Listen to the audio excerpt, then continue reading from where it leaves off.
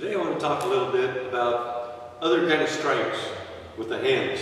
I talked about the thrust punch, how important that is and how to do that one properly. There's this other group that come around into the target.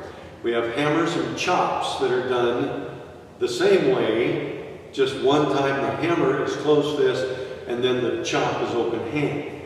Now what I want to talk about is the timing on the actual technique.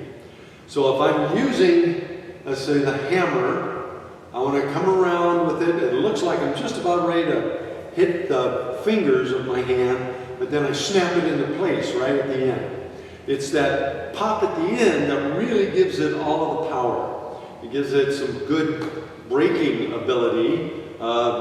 Hit the zygomatic arch, that'll just snap right in. The jaw can pop right out. So we can come in low into the ribs, crack a rib or two. It's got power, but it has to be done the right way. So it takes practice to bring it in and snap it right at the end. Easier to see with the hand. It looks like I'm going to slap when I pop it into the chop. All right, so slapping, pop it in.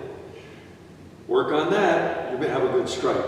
That's an inward hammer, inward chop. Now the outward is done the same way as far as the timing. It's just going in the opposite direction. So it comes out, looks like I'm going to do a back knuckle, and then I snap it into the hammer. With the chop, it looks like a backhanded slap, and I snap it in. And no other word to use but snap it into place. Well, I could say pop, but yeah. So just pop it into place. It's got to be fast, it's got to be quick, right at the end. Snap it in, snap it in. Those are really good techniques to use for self-defense.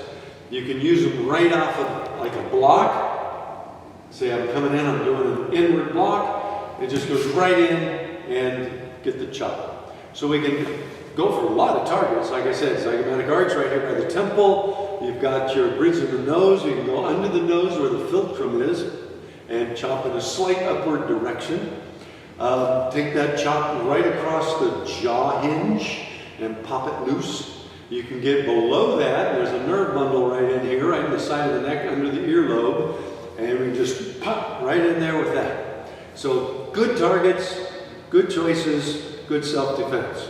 So if you'd like to learn strikes like this, or many others, come on in to the Hand-to-Hand Combat Training Center in Hayden, Idaho.